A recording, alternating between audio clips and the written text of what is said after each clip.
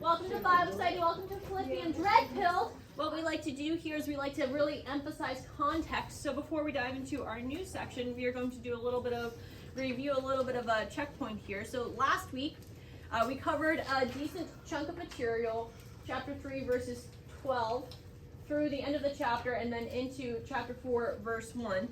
We talked about how Paul denied any claim of having already attained perfect Christ-likeness, but rather that he set his entire focus and energy toward following Christ. We gave that mental picture of mom's dog, Mina, our German Shepherd, who, whenever we throw that frisbee, oh man, look out. If you're in that way, you are going down because Mina is trampling you on the way to the frisbee. Whenever she gets to it, she's not just like, oh, I found a frisbee. She leaps and snatches that thing out of the air. And so that picture is that's how we ought to be following Christ.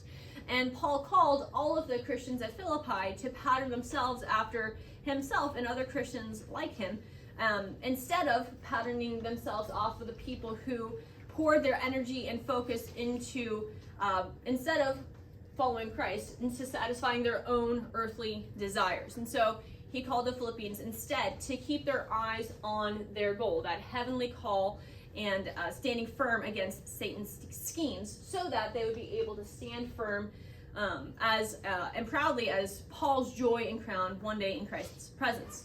So that's sort of your background from my perspective, but now go ahead and turn to the person next to you, and if you're like, this is my first week, I have nothing to review, go ahead, you can just turn to the passage, sort of glance through it and be like, oh, that's what it's about, that's something that stands out to me. Or you can be like, this is my first week, I'm here to have fun, I'm here to have a good time, that's cool too. But go ahead, turn to the person next to you, you have like 30 seconds to a minute, it'll be a little bit longer than that, to share what stood out. Go, go, go, go, go, go. Having recapped this material, we're going to roll right into our passage today. Try to keep all of that, what you just talked about, in the back of your minds, because we are going to pull on that context a little bit. Mom, Yeah, would you be willing to read our passage today? I would be. Perfect. Go for it. Philippians 4, 1-5. Therefore, my brothers, whom I love and long for, my joy and crown, stand firm thus in the Lord, my beloved.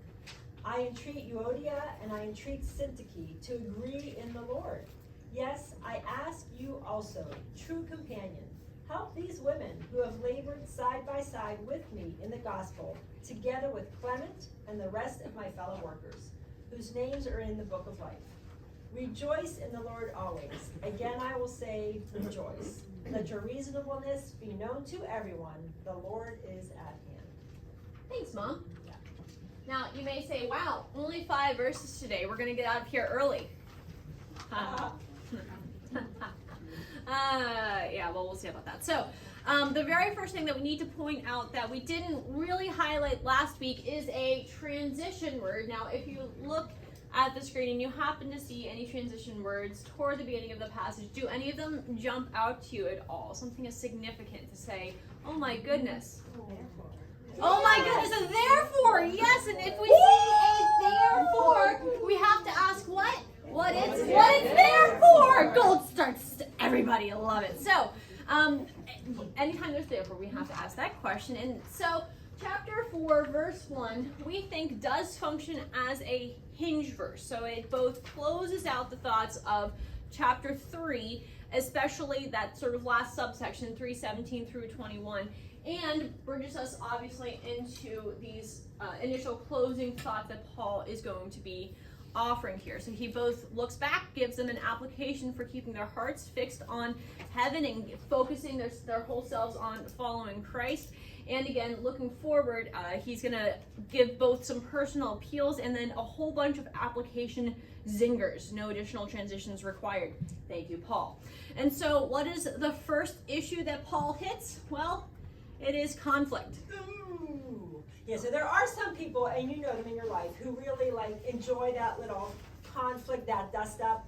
But for most of us, we try to avoid conflict, and some of us try to avoid it at all costs, right? Mm-hmm.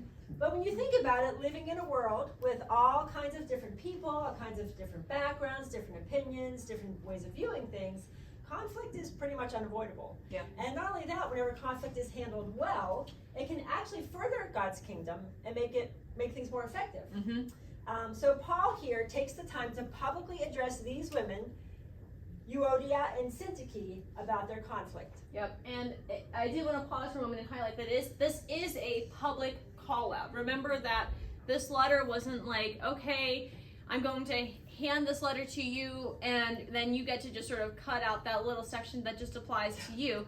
No. Whenever they received these letters, what would they do? They would invite the entire church in, and then they would do what? They would read it out loud to the entire congregation. So can you imagine being the one who, whenever this gets read out, and you're just sitting there like, and you just sort of shrink down in your seat like, oh my goodness gracious, please don't look at me. But what's important to note about that is that Paul took this issue seriously. He didn't just say, another pair of women squabbling. You know how they do that. You know women, they just can't stop. No. He took it seriously. And I find it easy to consider other people's conflict as kind of trivial. You're like, I can't believe that they are having a conversation about whether to put the noodles on the right side of the table or the left side of the table.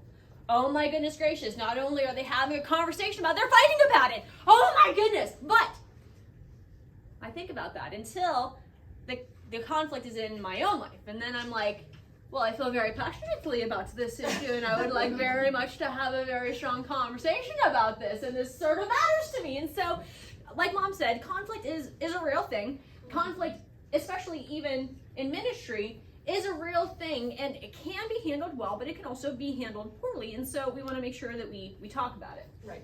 And I couldn't think of a better example than the one Mariah had in the book, and that is the pasta illustration. And why? Because I love pasta.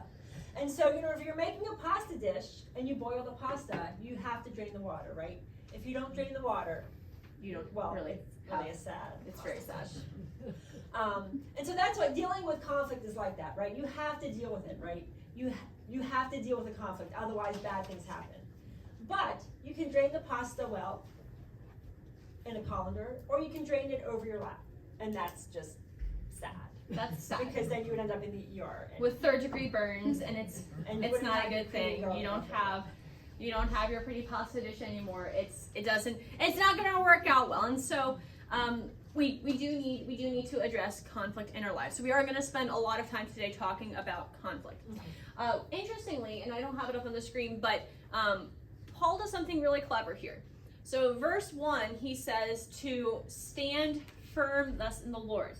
And remember, that standing firm isn't just like, okay, stand up. That's battle language. That's okay, hold your ground against the enemy. Who's the enemy that they're all fighting? All of the Philippians. It's Satan and his schemes.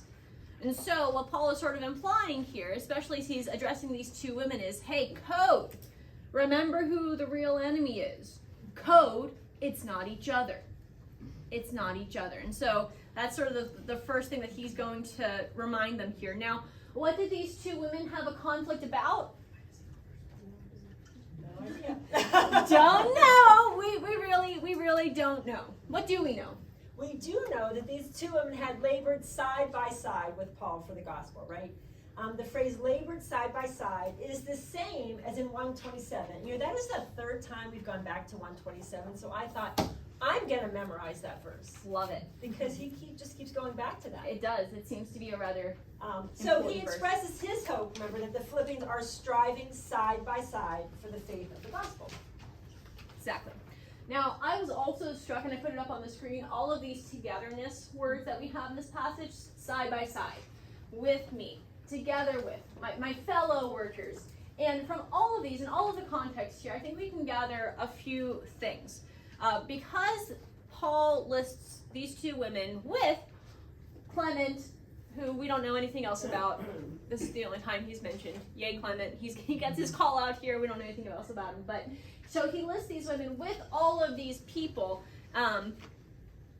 We can assume that they all have their names in the book of life. Now, what is the book of life? So, is it a literal book in heaven that God is using to write our names down? If so, is he using color codes for different people? If so, I would like the cyan color because that is my favorite color. I hope he's using permanent markers.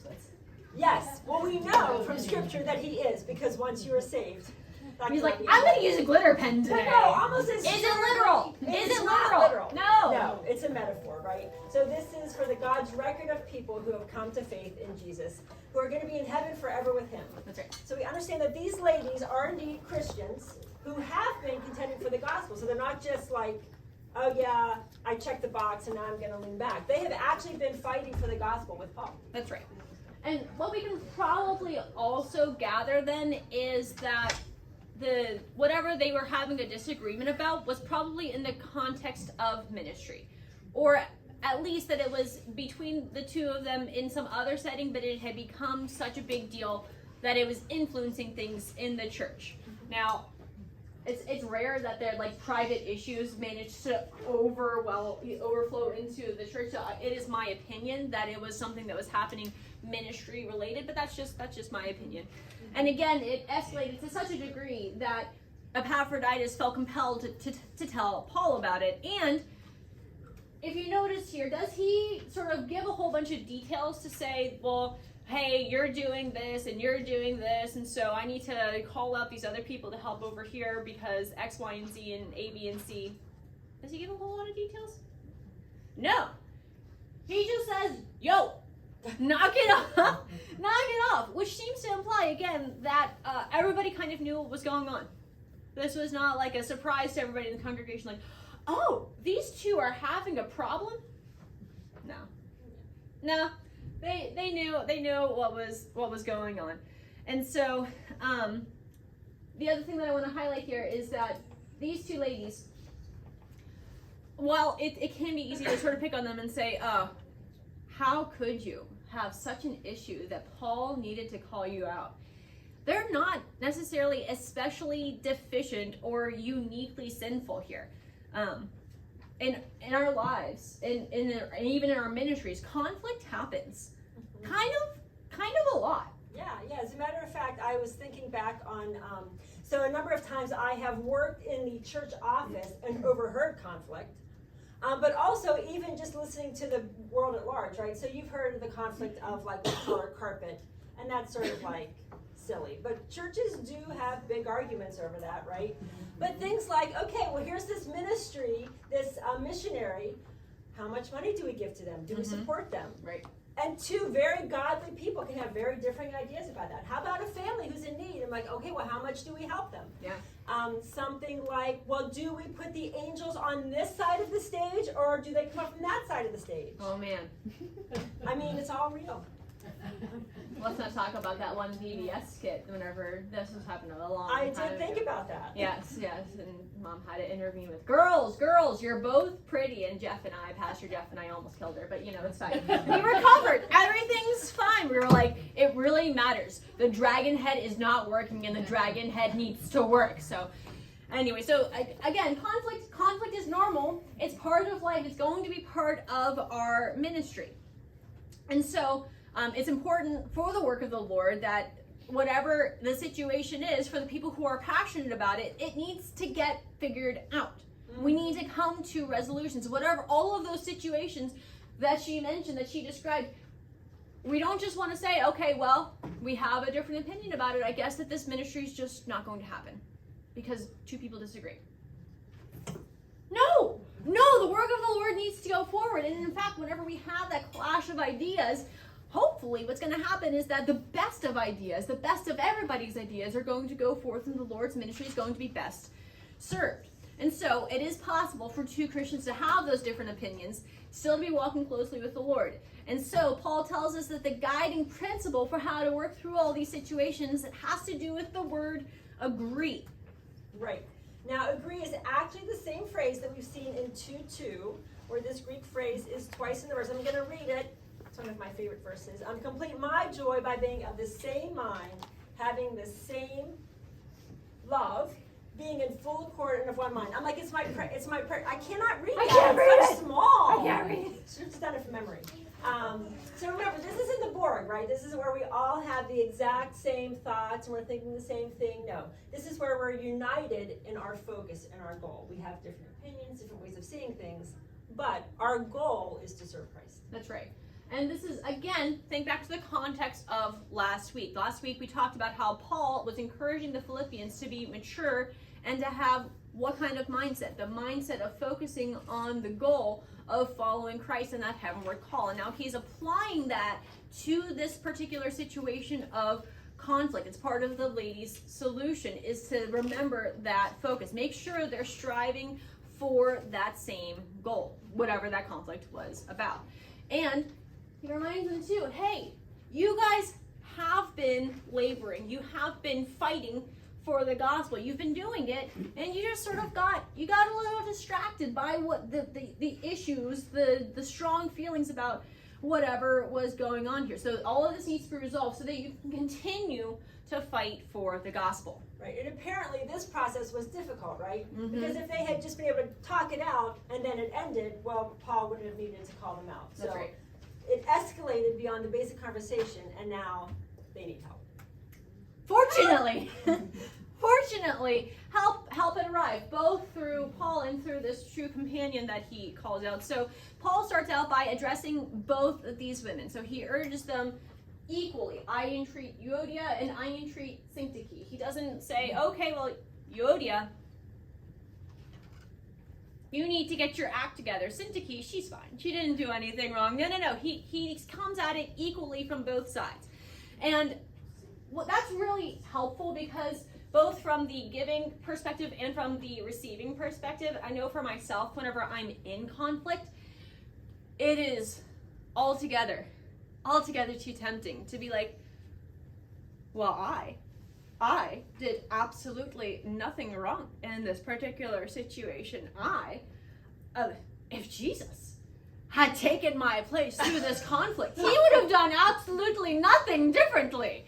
And then you say that out loud and you're like, well, maybe not everything, but it's hard to own whatever percent is ours, especially if you really feel like the other person has a bigger share of the blame. But what does Christ call us to do? He calls us to own whatever we can, to go in humility and to say, I am going to repent for, apologize for, take ownership of whatever I can, and then trust the rest to him.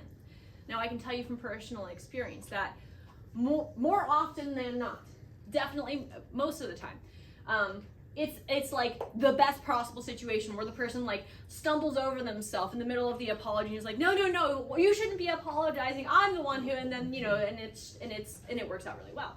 And even for those, there are some times, and I'm gonna be honest, that there are some times where people's hearts are hard and you're going to apologize and people are going to say, thank you so much for apologizing. That's right, you should have apologized. And then you're like,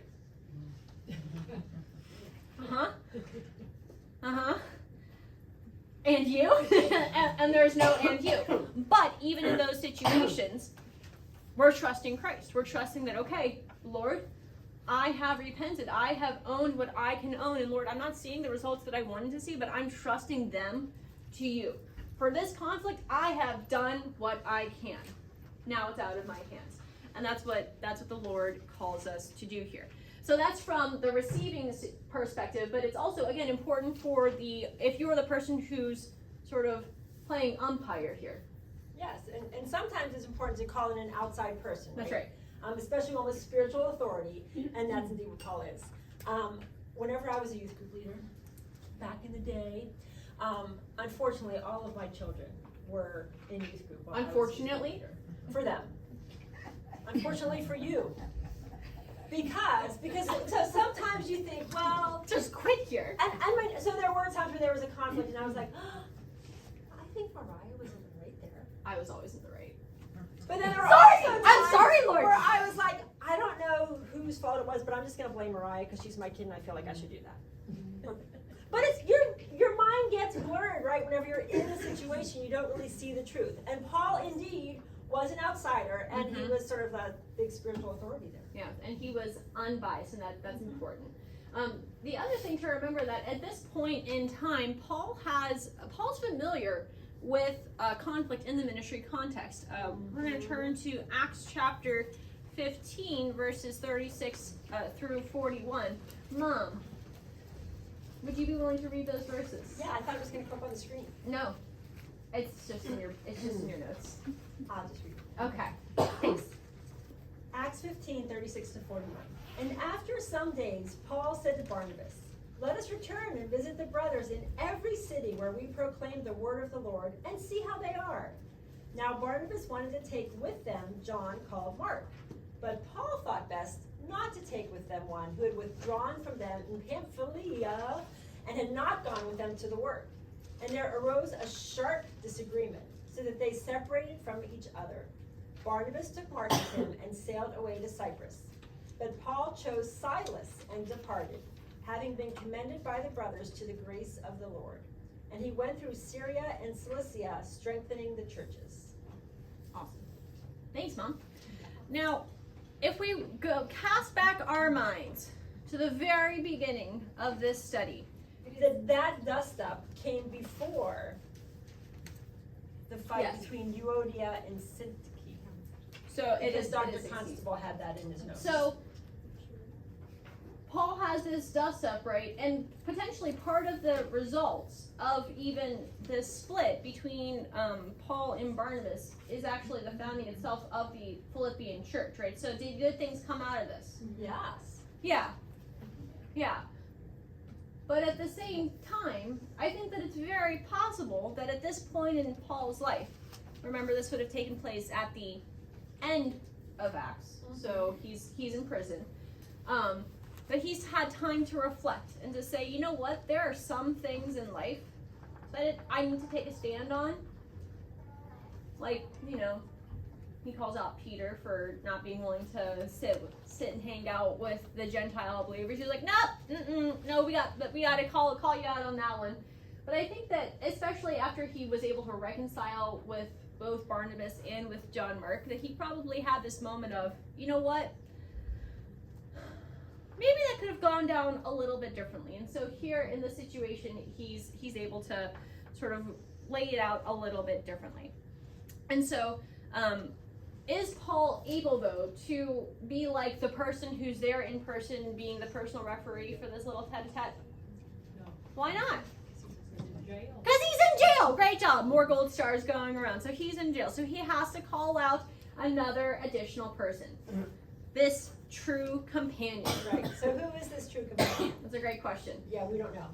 Paul doesn't say, right? And the Greek phrase true companion is not used as a proper name throughout other literature. So like, for instance, Paul, we see that all over the place in other literature of the time. Syzygus, that's not how you say it. I listened to it twice and I was like, I did too, and I was like, we're not Anyhow, doing it. We're not doing it. I mean, it could be. It It's could a be. possibility. But it's It was like a once-off name. if Their it parents is, it's a were guy like, whose name isn't mentioned anywhere else. nowhere else. Not like this. It's not like Clement, where you're like, oh well, Clement's not mentioned anywhere else in the scripture. It's like this isn't a name that anybody else has ever used. It's been written about. That's been written about. So our inclination is that it's a description, not a name, but it could be a name. If it's not a name, if it is just a description, it's someone who has been a faithful companion for Paul and is currently helping out at Philippi. So who is it? Well, we have some possibilities. Yeah. So you could think, well, maybe it's Timothy or Epaphroditus, but remember, Timothy and Epaphroditus are with Paul. So why would he write a letter asking them to help whenever he could have just said, hey, Timothy, whenever you go there, see if you can call out Right. Euodia and Syntyche. Yeah, no need to write it down. There are several people, so Luke, Mark, and Aristarchus are all people who have traveled with Paul. They're mentioned in Colossians and Philemon, so Paul, while he's imprisoned here, we think that Philemon, Colossians, and Ephesians were all written at the same time, around the same time as Philippians was whenever Paul was in prison. So they're mentioned in those books, but all three of those are not mentioned at the end of Philippians. So at some point they're not with him anymore, and so it's possible to imply, well, maybe one of those three stopped over in Philippi. Now, out of those three, my personal preference is to plump for Luke because if you remember back again to Acts, we have that fun little pronoun thing where Acts is written in first person plural, which is the royal we. So, but really the real we. He's using we in a real sense because he's traveling with them. But then whenever you get to Philippi, after they leave Philippi, it goes to third person, indicating that the person who was writing it down is no longer traveling around with them. And then whenever they stop back at Philippi on the way back, it returns to first person plural. So it seems possible that Luke definitely stopped over and spent some time in Philippi. So it's possible that Luke is the one that he's calling out here. Now again, why doesn't he actually name him? We don't know. I don't know. But whoever it was knew that he's like, I'm the one. So it was somebody who was significant enough that he was like the person who was in Philippi who had been traveling along with Paul. He didn't need to have the name called out. He knew that he was the one who was being called out to help these women. So at the end of the day, the identity doesn't really matter. It's just, we don't know. Yeah, but what we can infer is that this person had proved their worthiness and their maturity of Paul, right? Right. So Paul was confident that this person was going to be able to come alongside these women and help them to resolve these differences. That's right. Now, as we move into verse 4, there is, again, no transition. This is the application zinger part of the passage where Paul is just like, boom, boom, boom, boom. However, these concepts are related, so just hold on here for a little bit. We have a double command to rejoice. So Paul is not just sort of throwing it off the top of his head. He really wants to emphasize and double down on the fact that he's commanding the Philippians to rejoice. Now, whenever we talk about joy in the Christian context, particularly because, words can be defined all sorts of crazy ways, but whenever we talk about joy, we usually compare with what? We compare joy and happiness. We compare joy and happiness, and we say, well, happiness is temporary, and it's related to our circumstances. Joy is not rooted in circumstances, and therefore has the potential to be eternal. I may be happy for a number of different reasons. Whenever I manage to pull off a dinner that is on time, tastes good to me, that my husband likes, and that we have leftovers of, I am happy. If any one of those four things doesn't work out, at some point I'm going to be unhappy, disappointed, frustrated, and etc. Now, the problem with those things, though, is, as Mom so astutely pointed out, is when they don't happen. And so, again, we have to remember that happiness is deeply linked to circumstances. Is it wrong to be happy about stuff? No, it's not. No, but joy has the potential to endure even when your circumstances are crummy, right? It's important to understand that when Paul says be joyful, he's not saying, paste on that fake smile and just go around like, okay, yeah, my dog just died, but... That's right. Has anybody either seen the movie or read the book Pollyanna? Anybody? I missed it. Man, this morning I was like, I nailed my cultural reference for once. And tonight we were like, oh, so Pollyanna is this little girl who has this like irrepressible optimism. And so like no matter what happens, she's like in bed. I don't remember what terrible incident has happened to her when she broke both of her legs, paralyzed for life. I don't remember. But she's like just like, everything's great, everything's fine. And you're like, that's fake. Please go away. I don't like you anymore. Please stop. And that's not what Paul's talking about here. He's not saying, okay, fake it, just grin and bear it. Instead, he's saying, hey, our joy is rooted in who? It's rooted in Christ. It's rooted in everything that he is and everything that he has done and everything that he has promised he will do. And so we have to ask, can unbelievers have joy? No. They can't. Which is why so often they are floored when we go through trial, when we go through suffering, and we are still able to have joy because they can't have it. And they're drawn to it. So these are the truths that Paul's emphasizing in this letter, right? So he says rejoice, and he says it twice. And he knows that they're going to make those connections, thinking about their perspective and their focus on the Lord. That's right. And I do want to again emphasize that it is a choice. It's something that we can choose to have. It's not like, again, whenever we're happy, it just sort of happens, right? So you're like, whenever I go outside and I see that it is no longer raining and I'm going to be able to go paddleboarding, I feel happy. It's not something that I don't choose to feel happy. I'm just like, oh, I'm delighted. That rain has stopped. Yay! But joy is something that we choose. And so now we're asking, how does rejoicing relate to conflict? Does it? I'm going to propose yes, in fact it does.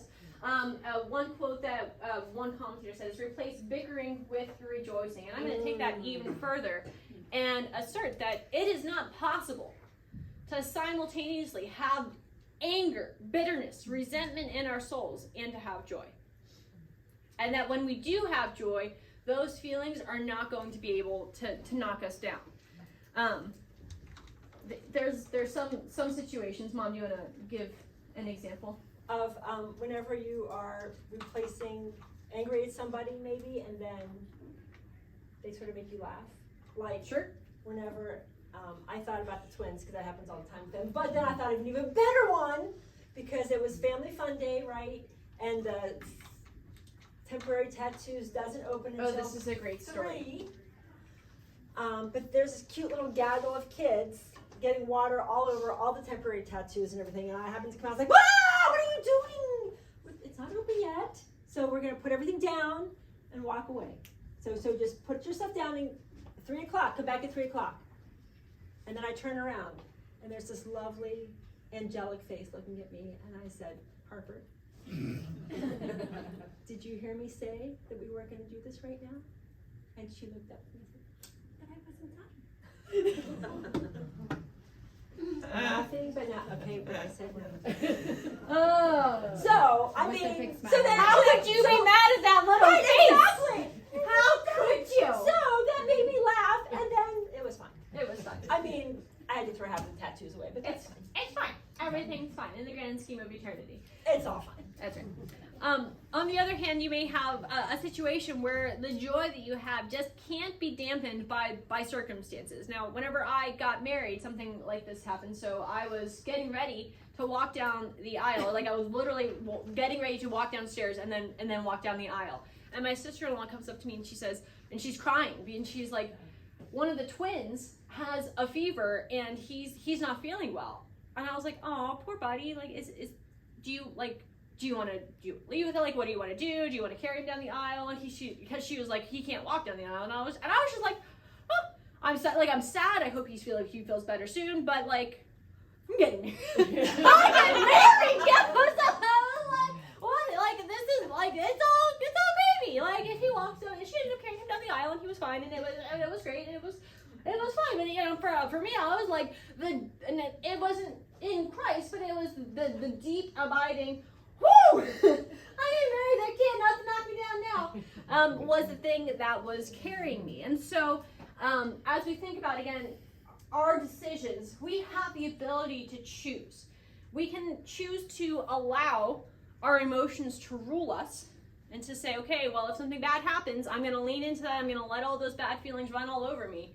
Or we can choose to choose joy regardless of what emotions we are experiencing. And so even if there is contention that is afloat, we have to be able to navigate the conflict while still choosing joy.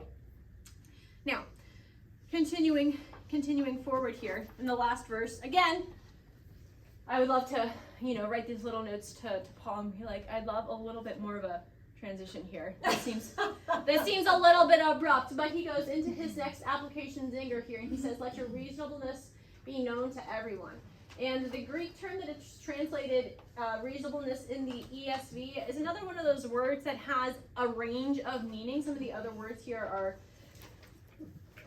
yielding, gentle, and kind. Mom, tell us more about reasonableness. Right, so it includes the ability to go beyond the letter of the law in treating others, right?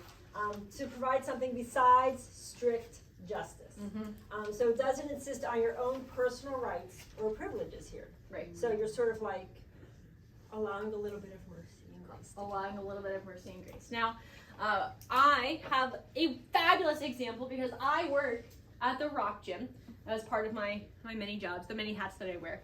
And I am a manager at the Rock Gym, and I work with the youth programs. And so all of my staff, except for the two people who are related to me, being my mom and my husband, all of the rest of them are teenagers. For many of them, this is the very first job that they have ever had. They're 14. Yes, it's legal. I promise. I swear.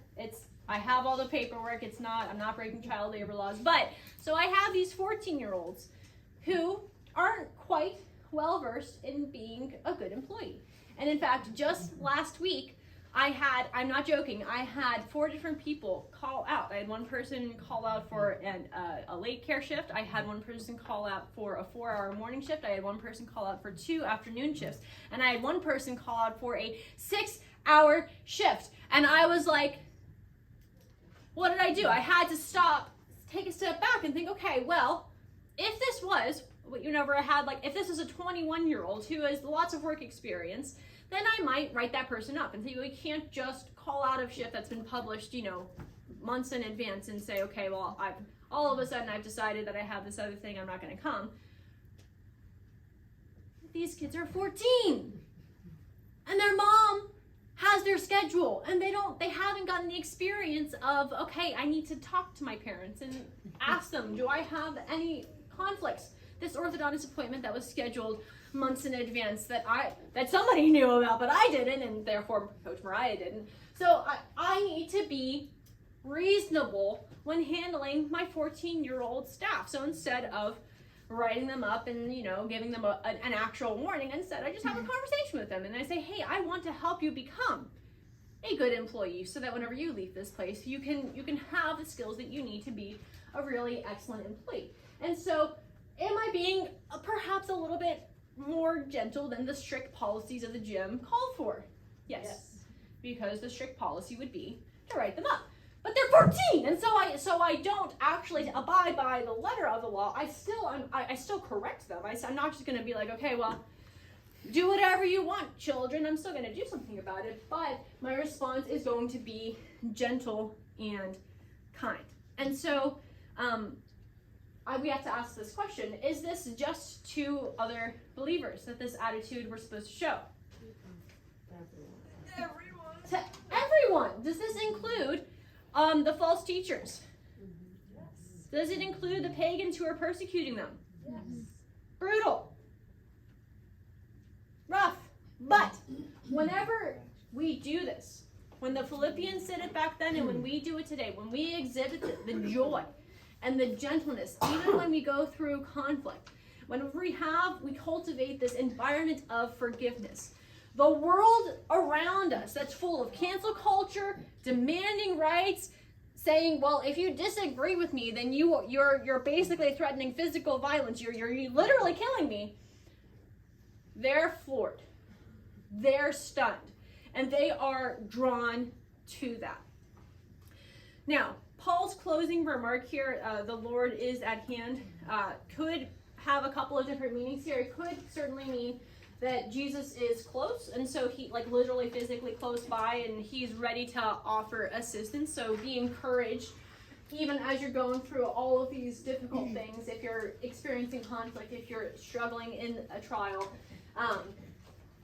Jesus is ready to help. It could also be a subtle call to the fact that Jesus is coming back soon, and whenever Jesus comes, there's going to be judgment, and judgment can be both positive and negative. So if you aren't living these things out, if you're choosing to lean into the negative aspects of conflict, if you're choosing not to rejoice, if you're choosing to not be reasonable in your interactions, then, well, the Lord's going to say,